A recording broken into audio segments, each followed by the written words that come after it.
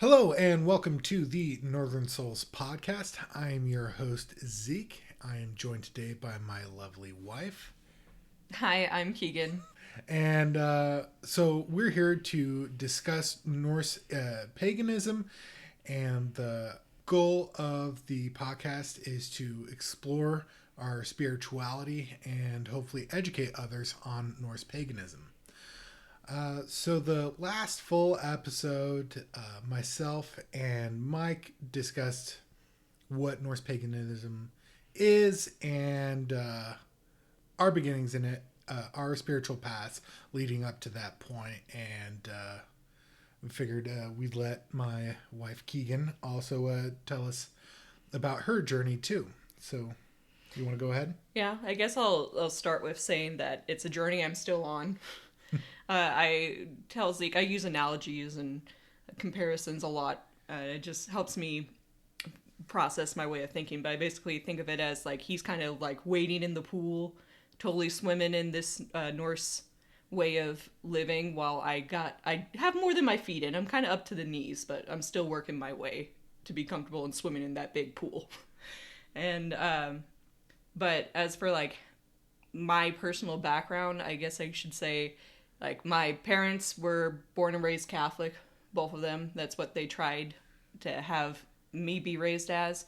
I was baptized. I did go through communion. I did a whole bunch of vacation Bible school growing up, and Bible studies, a whole bunch of different things. But for me, church was more of a memorization and not something I really was too connected with. It was more like, yeah, that's just what I believe in, whatever. But nothing I actually really spiritually explored. And like literally I was in part of a youth group growing up, and I liked the games and the snacks more than the actual Bible study.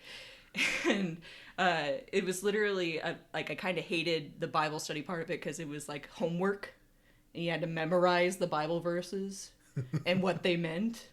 And I hated that part. I always hated that part. And I don't know. It was just... So that's basically my background. Do you want me to go into, like, what I thought about when I first met you? Yeah, absolutely. Well, yeah, because like, how did you get from there to here? Because you don't just leave Christianity, especially Right. when like it's like hammered into you that you're gonna go to hell Right. if you believe in any other gods, especially the gods that your own ancestors believed in before Christianity. Right. Well, I guess I should also start with, like, I've always had an interest in more spiritual things than just Bible and God is everything. And even when I was a kid, I liked making like potions, but more like with natural things, you know? It's like, it's something that girls are usually drawn to. Like, they want to make potions and stuff out of dirt and stuff they find on the ground. And like, but, you know, I know my grandma would look down upon that because she's like, oh, you shouldn't be looking at those kind of things and thinking it's kind of like heathenry, you know, pagan stuff. But I never really thought of anything wrong with it. It's Like, make believe, right? right. And when I was in middle school, we kind of stopped going to church all the time, especially when we came back around like 8th grade or so. There was like a big scandal at our local Catholic church with the guy who was in charge, and my dad didn't want any part of it, so we stopped. Let me guess. Priests doing what priests do in Perhaps. that faith? Perhaps. So dad didn't want to support that church, and he actually wasn't willing to go to any other Catholic church, which I thought was strange. But I was like, whatever, I have better ways to spend my Sundays anyway. And I felt really bad, actually, when I was my senior year of high school. I applied for a scholarship through the church that I grew up with. Yeah. And I actually haven't been there in years. And I won. And I had to, like, go to church in order to accept it. And I was like, I feel like I'm an imposter here. Yeah. But it's not that I stopped believing at that point. It was just more like faith kind of went into the background and it wasn't such a big deal. Right. But I wouldn't say I didn't believe. Yeah, like it just wasn't like a centerpiece of your identity. Yeah. You know, it wasn't like, I'm a Christian, I go to church every Sunday. Yeah. Or something like that. But like if someone was to ask you, you're like, yeah, I believe in Jesus, I'm a Christian, you know, whatever. Right. Though I will say when I was, I think my senior year of high school, my best friend, she told me that she was agnostic. Ooh. And I never heard of that term before, and I asked her to explain it to me, and she's like, basically, that means I don't necessarily believe there's a God, I just think there's something out there. And, like, the feeling that came over me was like, oh, I hurt for her soul because she's not going to heaven. And then I was also taken aback by that because I'm like, wait, I haven't really thought of that way before. Why am I feeling that way? Yeah, what's going on here? And it's like, I wanted her to change her beliefs for me to make me feel better. And I'm like, that doesn't feel right. Because if somebody did the same thing to me, I'd be like, no, I'm not going to change for you. Like, these are my beliefs. Right. You know? And so it's like, I kind of had to, like, internally be like, no, she can believe what she wants to believe. I can believe what I want to believe. Though I was a little sad for her soul, basically. And looking back now, it just makes me laugh. But at the time, I was like, oh no. Like, she needs to be saved, which is a whole nother Christian thing we can go into. Well, like, I can kind of relate, because, like, you were talking about how, you know, Bible study was more or less just, like, a venue for you to hang out and, like, have fun in the Bible study parts. You were like, ugh. Mm-hmm. For me, it was a little more serious, because I was a little more into the Bible study parts, as well as the playing around. But, like, I can kind of relate, like, if someone didn't take Christianity as seriously, like, yeah, I was kind of like, oh, man, you know. Like, they're falling off the wagon, so to speak. But what was funny for me is if I was introduced to somebody and I knew they weren't Christian to begin with, it wasn't that big of a deal. It was for the apostates, the people who leave the church. That's when I was like, whoa, my God, no, we got to bring them back. Yeah. Yeah. Anyways. Well, it just makes me think of, you know, growing up, atheism wasn't really something that was really talked about. Like, because you're just, you know, when you're born and raised Christian and you're going to church all the time, basically your default is to assume everyone's Christian. Yeah. And then when you grow up and you start hearing these terms of atheist, agnostic, or even like Mormonism, Muslim, different things, it's like you're kind of raised to think of like, if they're not Christian, they're other. Right. And you either get the feeling of, oh, well, they've lost their way, I have to get them back, or they're a lost cause. Right. And it's just, I don't know, thinking about that now, I'm just ashamed that I've ever thought that way. Because it's just, you know, that's what you're raised in. It's not even a conscious decision, it's just what I was thinking at the time. Right. And now I obviously think a lot more differently. Sure. To go back into going into this way of thinking, you know, so like I was saying, like I always felt like a little more than just Christian, I guess. Like, it's gonna sound silly, I always really liked the Percy Jackson series and Harry Potter, and I had friends who, like, their parents literally wouldn't let them read those things or watch those things because they thought it went against their Christian faith. And I'm like, yeah, even though when you read it, it's like it's so benign. Yeah, like it's just wild, because I remember when Harry Potter first came out, and my mom heard a couple of things on the news, and she was like, "Oh my God, Harry Potter! I can't let my kids read them." And so me and my brothers just read them without her permission, and just hid it from her until the movies came out. And then she's like, "Oh, it's not that big of a deal." And I'm like, "So we can read the books now, yeah?" And she's like, "Oh yeah, that's fine." I'm like, "Cool," because we already have been. It's just so funny thinking about her now and how she is now. Yeah, how different that is. Yeah, but yeah, like I literally had friends growing up that couldn't watch or read certain things because it went against Christianity. Right. In their way of thinking. I had somebody, like, I literally remember one of my childhood friends' mothers, she didn't like me because I watched anime. And she thought anime was devil's work. Her exact words, devil's work. So you know what me and my friend did? We waited until she went to bed and watched anime because... Yeah. Yeah, can't watch them Japanese cartoons. Yep. Anyways. It's devil's work. It's all about demons and stuff. And I just thought it was funny. And it's like, I was like, that's what I don't think that's what a Christian is, kind of thing. It's when I started thinking that way. I'm like, Right. really? Right. Like, you can't have your own original thought. You can't enjoy these things. Yeah, basically. you can't like something, even something as benign like Harry Potter or Yeah. something like that. Yeah. And I always thought that was silly. Now, flash forward to when the year that we met, which was in 2016. Mm-hmm. What I started doing is like more, before I even met you, was looking into like more spiritual stuff. And what I mean by that, it's like I've always had like a connection with dreams. I always thought dreams meant something. Mm-hmm. And I wanted to, and I read more about that, and I read more about like just like, I don't know, just exploring more things that just aren't rooted in Christianity thing. Right. And I remember I literally had a dream, because at that point, in 2016, I was, 23 years old? Yeah, 23. Yes, something like that. And I'm like thinking my biological clock is ticking. I want to get married. I want to meet someone that's not just, that won't make a move. Mm-hmm. Or, like, I wanted to meet someone to marry them, because my parents got married very young.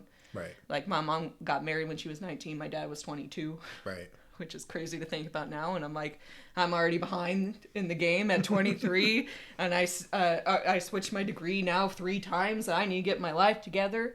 And, like, one of the books that I was reading at the time was just like, well, if you pretty much put your intentions out in the universe, something will answer you. And, like, I remember thinking really hard, like, I need to find somebody, and I need guidance to get that far, you know, right. And get something, show me down the right path. I didn't really like put it to anybody in particular, but it was like a thought that I held on to.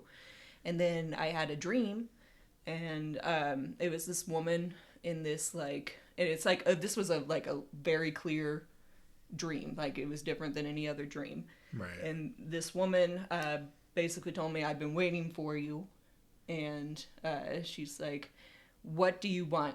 Like, why are you here?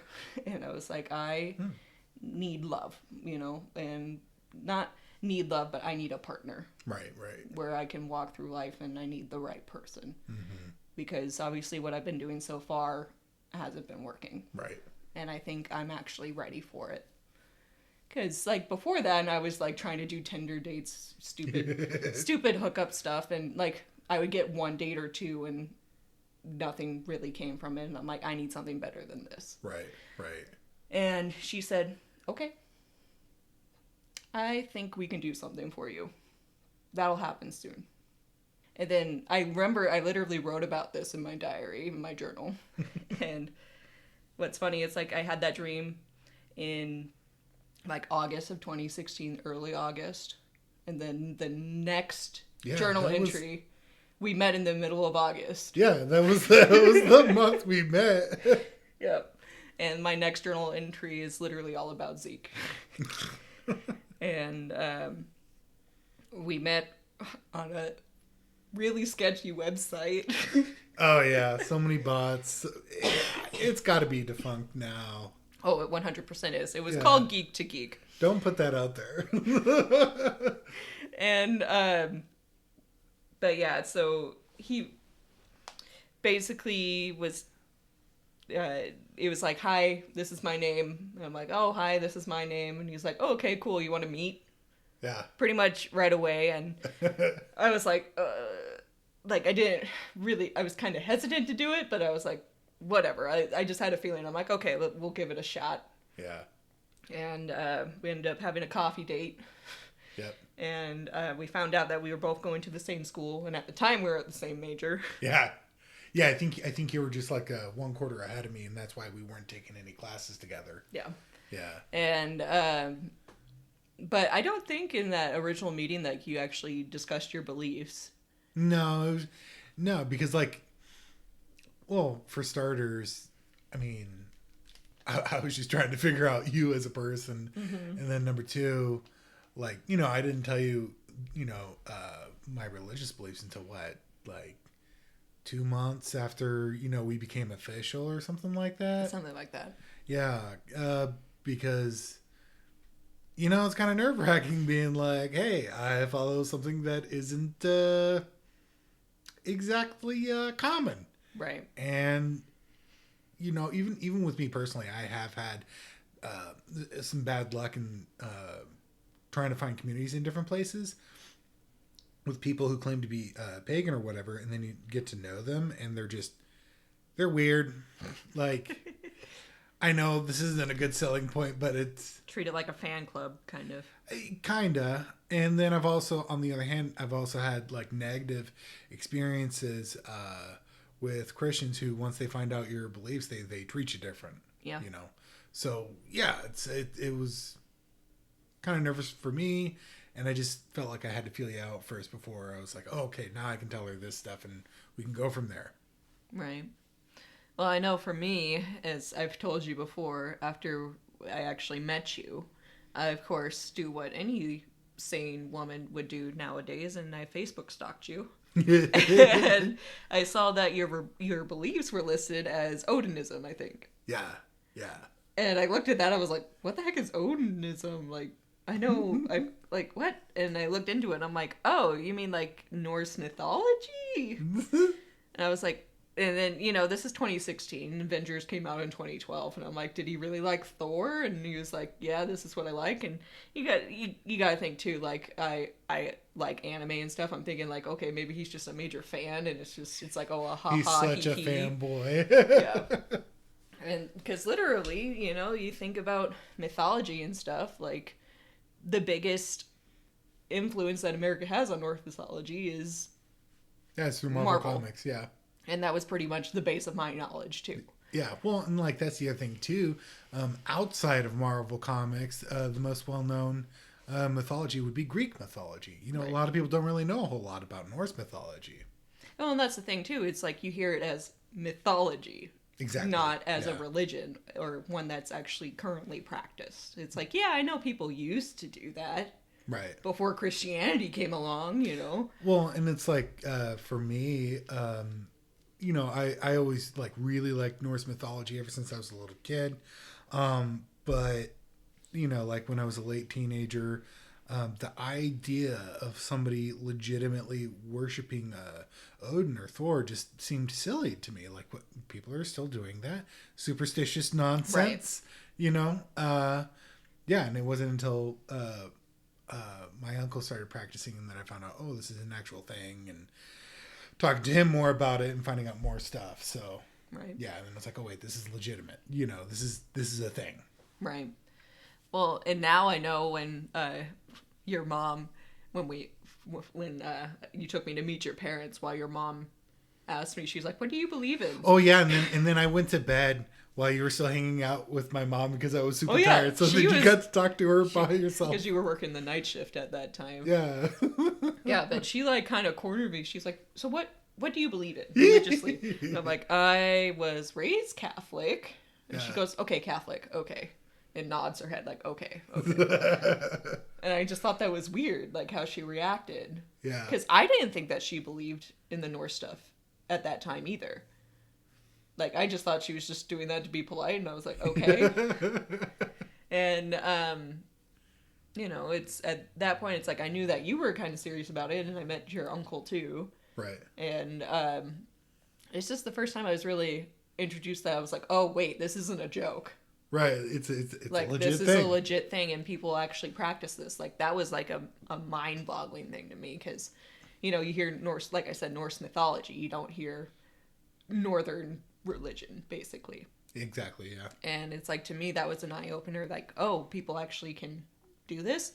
And the first time I met your uncle, when he was talking about it, what drew me to, like, actually thinking, oh, I kind of like this, was one, when he showed, like, the actual translation of the Bible, how it actually mentions gods. Yeah. Like, multiple. And I was like, wait. No. That's like, it goes against everything I was taught. But he showed you the receipts. Yeah. You know, he's like, no, this is he's right like, there. no, he's like, this is the actual translation from the original, from one of the languages. Yeah, and he wasn't just, you know. And he's like, it actually mentions gods. Yeah, he showed you. Here it is. And I was like, oh, what? You know, it was like, that was a big thing. And also another thing that drew me to it is like that women actually play more than just a bit part. Yeah. And what I mean by that, it's like growing up, you know, as you're reading the Bible and being told all these stories in church and going through Bible study, you can correct me if I'm wrong, but women don't play a big role. Like, I know there's Mary, obviously, but pretty much every woman that is mentioned, it's either a virgin, a mother, or a lady of the night, to put politely. Yeah, like there's only 2 other women that I can think of off the top of my head that don't necessarily match that bill. Only 2. Right. You know, the rest of it, well, only 2, and who were good people. Right. That's the key qualifier, because there's another number of other women mentioned who aren't.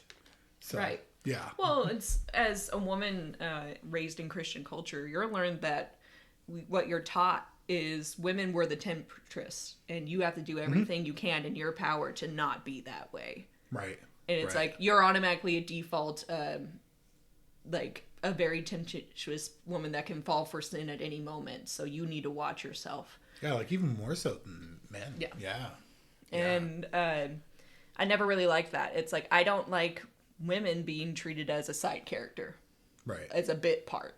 Right. In the way of life, when literally it should be 50-50. Yeah. So when I was learning more about the Norse religion and stuff, like the fact that women held a big part in their society, and like literally their roles were split almost equally, if not equally, and that their men actually held their daughters and their mothers high regard and much respect. Like, I really loved that.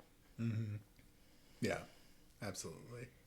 And it's like, and of course I've always had a drawing to cats and stuff like that, so like hearing that their cats were a big part too, I really liked that. But it was just these things, the more I heard about it, the more I researched it, and the more you and your uncle talked to me about it, it was like more things I resonated with. Yeah. But so here's the thing too, is the more that I resonated with it, the more I felt guilty, right? yeah. Because that's the whole thing. Like with Christianity, it's like you're taught to like believe that's the only way and that's it, and everybody else is a non-believer, and you either have to convert them or drop them, kind of thing. Yeah, you know. And so this entire time when I'm thinking, oh, I actually like how this sounds, and doing more research too about it, like I got that one book, the Norse mythology book by Neil Gaiman.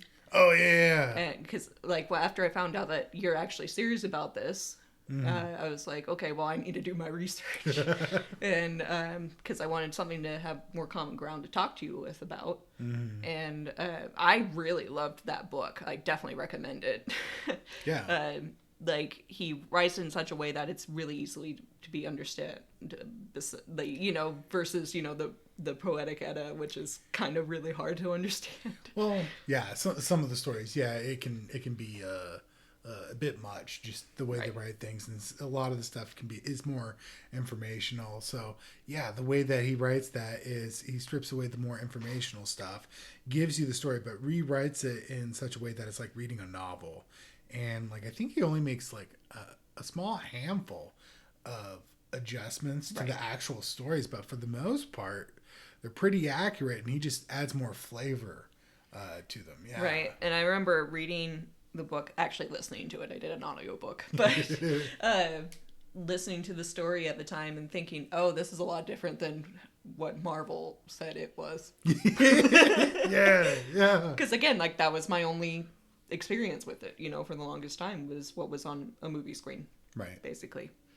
And it's just it was kind of like an eye opener, like studying all of this stuff into the background, and then again, like feeling the more and more I liked it, and the more and more I felt like, oh, I actually really like this. The more and more I was like, my heart kind of hurt, you know, because I'm like, what is my grandma gonna think? What is my dad gonna think if I say I actually like this? And there was the whole thing of like, do I tell my parents that this is what you believe in, kind of thing? And that was a whole thing too. Because I'm like, I have no clue how my parents are going to react. Mostly my dad. Right. Because my mom's always been interested. Yeah, she's kind of like, whatever. Yeah. All right. No, she thought it was cool. Like, she loved it. She's always loved all the fantasy and mythology books. So she was like, okay, cool. Love it. But she's also still Christian, too. Right. My dad, for the longest time, like, when I first brought it up to him, he was just like, well, I don't really consider myself Catholic anymore because of all the stuff that's been going on with the church and all the stuff I don't agree with. And basically, like, he's like, I don't know, maybe that is the right way to think about it. But he was saying it like a joke. Right, which yeah. didn't sit right with me. And he still does that. Yeah, whatever. Yeah. But it's just, I don't know. It was kind of like this guilt of, because it's like, for me, as much as I fell out with actually going to church and not really doing much with my Christian faith, one thing I always did was pray. Yeah. Like, I always treated, like, God and Jesus and pretty much everybody in heaven, even my pets, as like like a connection I could always go to and pray at any time. Mm-hmm. And whenever I started thinking like this might be the way for me for the northern stuff, mm-hmm. I was like, it felt like I was betraying that connection that I made. Right. And that was hard for me. But then it really got serious, of course, when you asked to marry me. Yeah. And then that's when I started thinking, I'm like, we got to figure out what we're going to do for the wedding. Yeah. Well, because, like, I mean, I know I'd already mentioned to you when we were still dating, like, you know, hey, when we have kids, like, I fully intend on raising them in this way. Like, that's not negotiable. Right. Like, that's something, like, I will do. Well, do you remember what I said? Yeah, I remember at the time, because this was closer to when we first started dating, right. Like, you didn't really like that. You were like, well, what about... You know, I said, what about my beliefs? Because at the time, I still thought I was Christian. And I was like, I think our kids should get the best of both worlds, basically. I'm like, I don't disagree that they should be taught in your way. Like, that is fine. But they should also be taught in my way. And you're like, you know? Yeah, well, because, like, that... Because they're two different things. Well, and that's my thing, too. Like, honestly, like, there's no getting around Christianity because it is a dominant part of the culture. Right. And, like, I would explain things to them, but it would be from my perspective, you know. Right. Because that's my thing. Like, the whole way that our ancestors were converted in the first place was because priests had access to children. And it's just bit by bit, generation by generation by generation. Just, you know, you give them an inch, they'll take a mile. And that's why I was like, no, if we're going to have any chance of going back to this, like, I'll educate them in my way. Right. You know, and I won't give other people access to my children in that way because we've already been down that road, you know? Right. And it's like, and I remember, like, I think that was an eye-opening night for me, too. Like, I'm like, oh, okay, this, like, is an actual thing, and you're not going to let it go. Right. Kind of thing. Because it's like, you know, you always have the thought in the back of your brain, like, okay, but when is he actually going to go back to it? To Christianity kind of thing. And I will say, like, a lot of people who do dabble in Norse paganism do end up going back to Christianity because I get it. It's not easy to walk away from that. It's just not, you know. Mm-hmm. I remember when I first actually felt that this was the way for me was May Day. Yeah. And that's when I learned that ancestor worship and honor, it was a big part of it, which I've always felt a connection to. Like, I've always, like, anybody who's died, I've always been grateful for my family. Mm-hmm. And that May Day, like, I actually just felt something right. Yeah. And it was a nice gathering. Like, you had a lot of people, like-minded people. Yep. Mostly your family, and Yeah. or friends of your family, Yeah. obviously. But I felt right there. I didn't feel like an outsider. I didn't feel like, oh, here's the Christian girl just walking in, Yeah. seeing what's going on. Oh. Well, and like that was what was funny was when we were doing toast and we were toasting various gods. Each of us would toast a god or goddess, and you remember that the guy who was hosting, I believe his wife and his kids still go to church, and he's like kind of dabbling or whatever, and his little boy, like what, maybe 4. He 4. just wants to be a part of the group. He's having fun, and like people are letting everybody talk, and it's his turn, and he's like, "I want to toast Jesus." Yeah, that was so awesome. Yeah, wanted to toast Jesus, and we were all like, oh. We didn't say nothing because No, we let him talk. We didn't tell him like, no, you can't do that. Well, and it was like totally innocent too. He just had the biggest smile on his face. He's like, "Hey, I'm part of the group. They're letting me talk." Yeah. Yeah, that kind of just showed me like, oh, no matter what I'm thinking right now, like I can, like, they'll still respect me, kind of thing. And it's like, as funny as like him toasting Jesus when we all were toasting gods and goddesses. Yeah. Like, as funny as that was, it wasn't like, it makes me think of like some, like, if you think of like in a Christian setting, if you're in a church and you're putting out prayers for people. Right? And you say, oh, I want to send up a prayer to Odin. Yeah. How many people would kick you out? Yeah, would not go over well. Yeah. Yeah. Like, and it just made me think, like, it's just, there's just an underlying thing of respect. Mm-hmm. And that's why I really like, specifically, how you guys practice this religion. Like, yeah. That it's in respect. And I really like that. Mm-hmm. But, so along with feeling guilty of, like, actually feeling like this is where I belong, the analogy I told Zeke, and, like, when I first told him that, like, he was kind of, like, baffled, was, for me, Christianity and my beliefs and stuff growing up, it kind of just felt like I had this big ball of yarn, kind of just, like, all raveled, and I knew, like, that was my ball of yarn. That's great. It's awesome.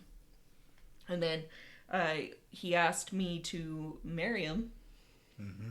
I was still living with my parents. And my dad went to me. This is like right after we got engaged, too. Yeah. Like really soon after. And he's like, well, are you going to have a Christian ceremony? And I was like, well, Zeke said he wants to have, an Asatru ceremony. Yeah. And Dad's like, well, can you ask him to see if he can put a priest or something in there? Like, we can do like a half and half thing. I know like other Christian religions do half and half things when they believe in different sects of the church and stuff like that. And he was trying to be nice about it. Yeah, like I will say to his credit, like he wasn't being. He wasn't saying no, you can't do that. Yeah. He was saying, can you put he wasn't this in there too? I mean, he kind of was telling you what to do, but it wasn't overt. Mm-hmm. And so I called you. Yeah. And I was in my bedroom, and I brought it up to Zeke. I was like, is there a way we can put Christian elements in the ceremony? Mm-hmm. And you told me no. Yeah, I got really upset, too. Yeah. Like, I was... It was our first fight. Well... Really? I don't know if I'd really go that far. It wasn't really a fight. It was just like we were both just angry. Yeah, and I was like, I'm sorry, that's a line I can't cross. And like, I thought I'd already been clear. And like, I'd been foreseeing something like this happening, but like, I thought for sure it wouldn't happen until we started having kids. Right. And because for me, like, when I was still a Christian, it was extremely important to me. I was like, I'm going to be a pastor. I'd given a sermon at 18. Like, I was so serious. And then when I shifted, like, I just felt so betrayed and lied to by Christianity. And I had a lot of negative feelings about it. And could be a jerk sometimes to Christians at inappropriate times when they're not doing anything to me, and it was because of that hurt, because of feeling like I'd been made a fool of. And when you were bringing that up, it brought all those feelings back up, and I remember I was shaking, and I was like, oh my God, no. You literally told me in like a broken voice, like, I cannot do that. Yeah. Like, with everything that I am, I can't let that happen. Yeah. And you said you don't understand that I cannot go back. Yeah. Yeah, I did. Yeah. And at that point, I was like crying angry tears, and I can tell that you were shaken up, and we're like, and at that point, I was like, is this really going to happen? Mm-hmm. And then I think you asked me like, well, is that something you want though? Yeah, because that's what was because I kept on saying my dad wants this, right? My brother wants this, right? My dad wants this, and I was like, screw what they want. This isn't about them. This is about us. Right. What do you want? And then I don't remember what exactly you said, but something just kind of clicked. Yeah, I know. I can't remember what it was either. But like literally, I was just like, with everything that my dad is saying and my family is saying and all that, I'm like, what I kind of believe is like, I've always felt like there's some kind of connection out there, but I don't think I'm Christian. Yeah. And like after that came out of my mouth, it was kind of like a. Oh, and then like, dude, I can't tell you the immense relief. Right. When you said that. Well, because we were talking for like 2 hours at this point. Yeah, it was a long conversation. Yeah. And like I literally like, what sucks is like I can't remember what you said that made that click. I know. But literally, like it came out of my mouth before you even thought it, kind of thing. And I'm like, I don't even think I'm Christian. Right. And it was like a big, like my heart kind of just dropped because that's the first time I admitted that, not only out loud but to myself, really, like actually allowed myself to say that. Yeah. And it's so like, going back to that ball of yarn thing of Christianity and myself and my awareness and me being whole, what it felt like was that ball of yarn of me and my beliefs literally just unspooled and unraveled all the way. Yeah. And it got away from me. And I was like, because it changed everything. Right. Because, it's like it was Christianity and mostly prayer, and my base beliefs just kind of, they got the rug ripped out from underneath me. And I was scared. Yeah. Honestly. But then you're like, okay, cool, I can work with that. It's like, I know how to deal with this stuff. And I was like, oh. Like, I was like, oh no. Like, because it was a big change. Yeah. And then my second thought was like, oh, I gotta tell Dad that I can't do that. Yeah. Yeah, how did that go? I don't remember how that went. He didn't like it. And he kept bringing it up. Yeah. A couple of times. And I kept telling him, like, look, this is important to Zeke. And if it's important to Zeke, it's important to me. Mm-hmm. Yeah. And he kept on being like, well, do you believe that way? Do you believe that way? Yeah. He asked me that a lot. He even asked me that the day of our wedding, too. Oh. And I would tell him, I'm like, I don't really know. Yeah. Like, because I wasn't going to lie to him. Right. And it's like, at that point, I was still kind of, like, on the fence, It's like, I was like, eh. Yeah. Like, because it's, like, it's really new. Because it's, like, it's, once you cross that threshold of, like, oh, I don't really believe in the way that I've always been taught my entire life, that's a big step. Yeah. And you kind of miss it and you mourn it for a little bit. Yeah. And then you're like, okay, now what do I do? And it's kind of like a lost kind of thing. And luckily I had you. But yeah. And like I said, like I'm still learning. I'm still doing. And it's a long process for some people. And for me, I'm one of the people that like I like to take my time. I think the gods, and especially for me, the goddesses like deserve my fully valued attention. And I want to be able to give that. I loved our ceremony. Absolutely loved it. Yeah, went off without a hitch. Yeah. Everyone who went to our wedding, I mean everybody, even the old biddy ladies that have always been Christian and will always be Christian. Rent and Raven. Like, oh my they God, loved it. So amazing, that was so beautiful. Oh my God. Yeah. they absolutely loved it. Our ceremony, which we can probably go into at a different podcast episode. Yeah. Like, I loved it. There wasn't one part of it I didn't like. Yeah, like the only problem was it was the super wind. windy. Yeah. It was so windy. Thor was there. Yeah. But literally everyone loved it. And I know that there's a part that, like, I know that my dad kind of thought of it as a joke. Right. And same thing with my very Christian brother that Right. I have. Both of them kind of, like, have that face of, like, oh, haha, mm-hmm. Right. Like, almost like that uncomfortable Christian smile. And, but they did it because they love me. Right. And that's the whole thing. It's, as long as you got love and respect and you keep it that way, people can get along. Yeah. Yeah. Well, and that's what, they had to tell themselves is, am I really gonna just like cut off my relationship with my sister, with my daughter, Right. Is the guy she marrying a bad person? Because they knew me. They knew that wasn't my character. I just happen to have a different set of religious beliefs. Well, like, and you asked Dad if you can have my hand. Yeah, I asked him before I asked you, yeah. And because he automatically said yes. Oh, dude. He didn't even say yes. He was like, let's go get a beer. So they knew I was a good person. And I think that's what mattered more, Well, and we even invited your uncle over for dinner at my parents'. Yeah. And they talked about stuff there. Well, yeah, and I was kind of nervous when that happened. But yeah, that went off without a hitch as well. Kind of goes to show that this is how you can deal with it within families without it becoming toxic. Right. What I will say, that does depend on everybody being a good person. Yes. Being open-minded is a big part of it. Yeah. Because there are going to be family members or people that you might know that don't want to associate with you as soon as you say, I'm not Christian. Right. Yeah. So I'm not discounting that those kind of people don't exist. I've heard stories anecdotally.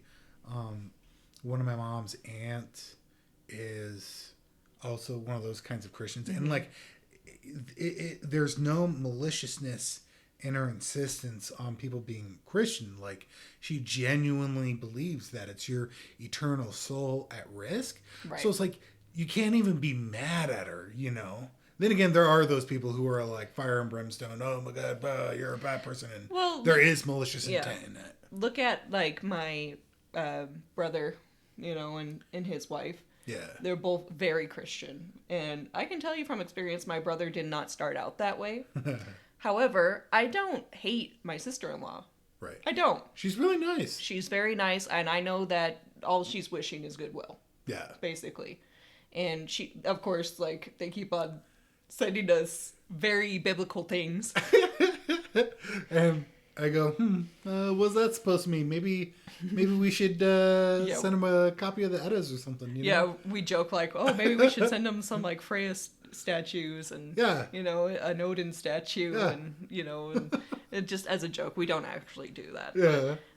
I know they're sending that because they love me and like they love us, and it's like that's how they're showing that they care. Yeah. And it's like, I get it. When we have kids, that could be a big different story. Yeah, that'll be interesting. But we'll cross that bridge when we get there. Right. Well, so as for other things in my actual personal journey now, I remember really getting into it. Was it after we got married or before we got married that we started doing the altar and the candles?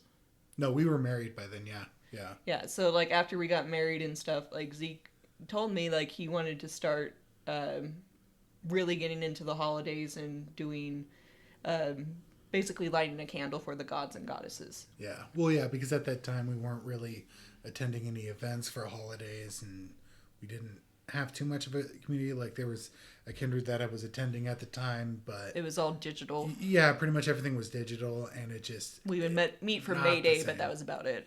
Yeah, like you might meet up for a holiday or two, but for the most part, everything was digital, and it's not the same. No, it's not.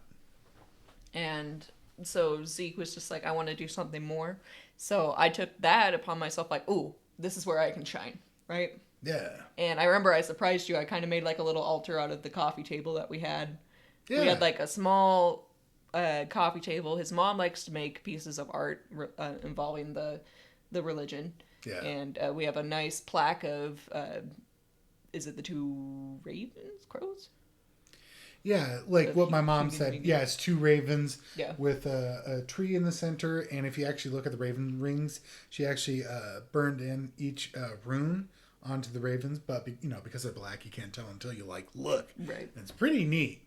Yeah, I really liked it. I love his mom's artwork, by the way. And I took Shout that. out. Yeah, I took that plaque and I kind of made.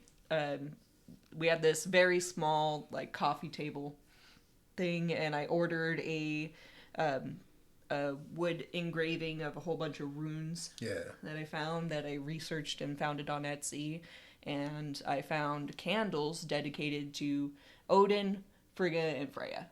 Yeah. And I remember I surprised you putting that together, and you're like, oh!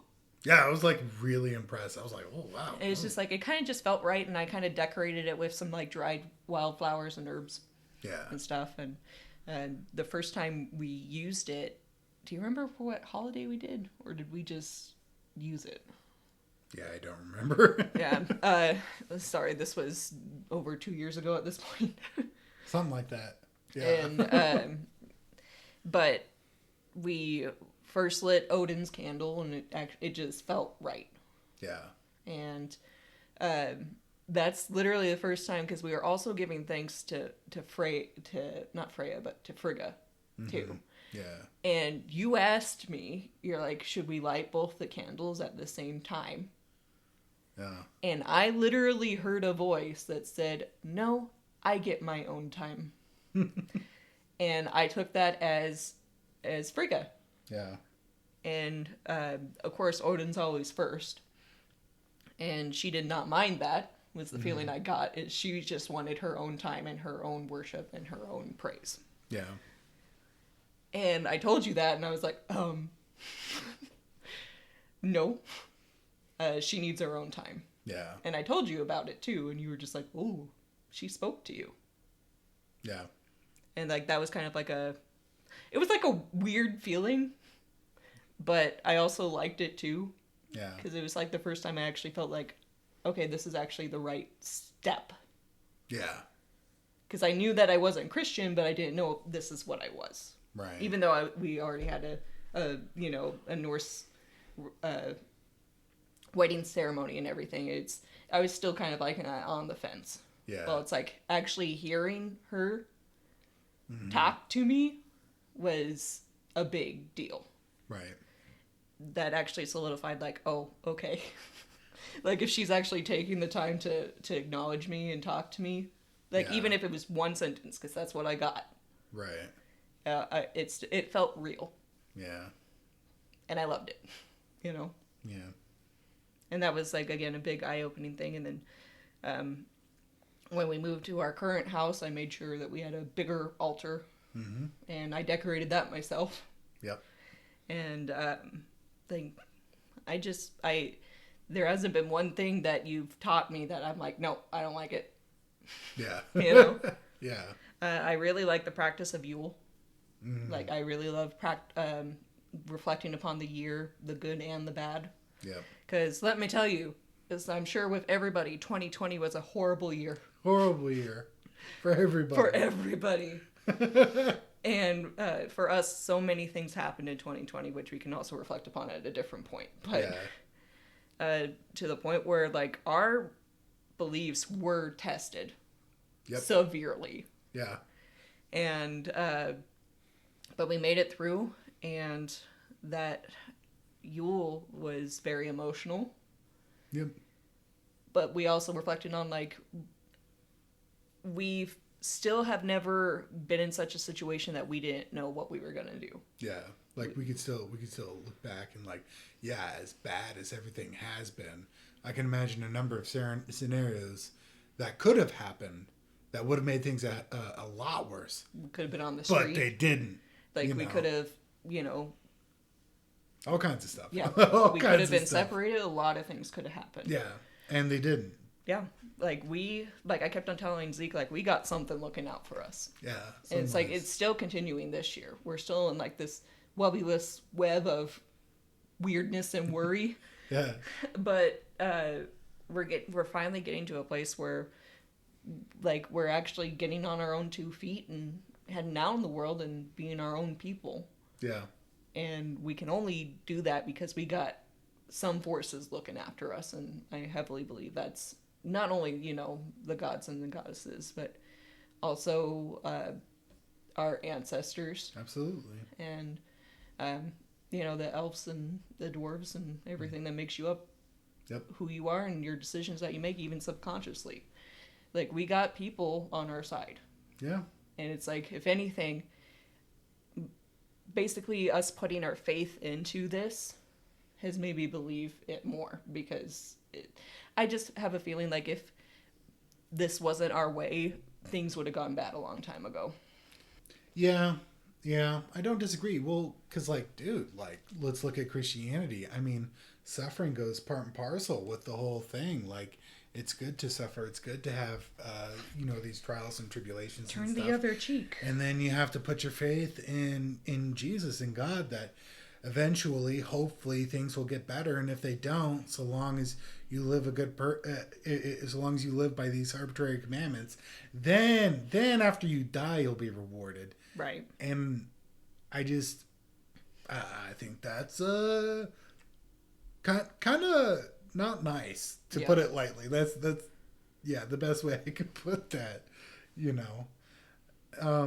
Because obviously suffering happens to everybody. Bad things happens to everybody.